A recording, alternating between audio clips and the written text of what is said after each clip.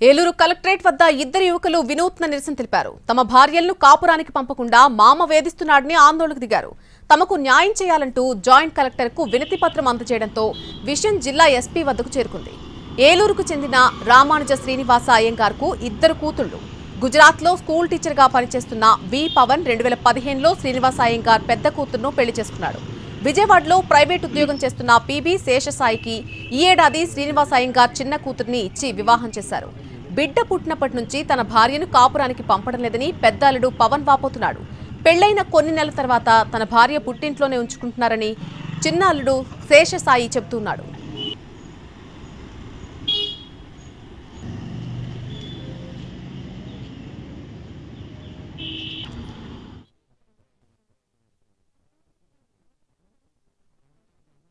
ఫిబ్రవరిలో వివాహం జరిగింది. అయితే మా ఆవిడ్ని కూడా అస్తమాను తీసుకురావడం ఏలూరు, ఇక్కడ ఏదో ప్రోగ్రాంలు అవి ఇప్పించడం, అక్కడ నాతో ఉండనివ్వకుండా చేయడం, ఇవన్నీ చేసేవాడండి. నేను దాన్ని ప్రశ్నించానని చెప్పి గొడవలు పెట్టి నాకు మా ఆవిడికి 2020 కరోనాకు ముందు జస్ట్ ఫిబ్రవరి నెలలో అమ్మాయిని ఇక్కడికి ఇన్ఫ్లుయెన్స్ చేసి తీసుకొచ్చి మళ్ళీ నా దగ్గరికి పంపట్లేదండి. నాకు ఒక 8 సంవత్సరాల అమ్మాయి ఉందండి.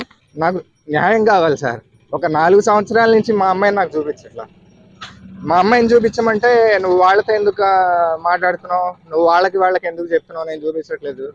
గొడవలు అనేవి ఇంటర్నల్గా పెట్టడం స్టార్ట్ చేశారండి. కూతుర్ని ఇక్కడికి తీసుకొచ్చేయటం, నెలకు ఒకసారి తీసుకొచ్చేసి మళ్ళీ మా మీద ఫాల్స్ ఎలిగేషన్స్ వేసి కేసులు పెట్టారండి.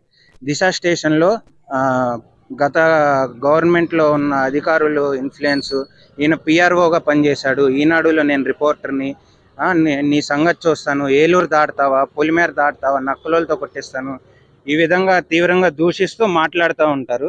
మమ్మల్ని బెదిరిస్తూ ఉంటాడు అనమాట. ఆయనకి నచ్చింది చేయకపోతే.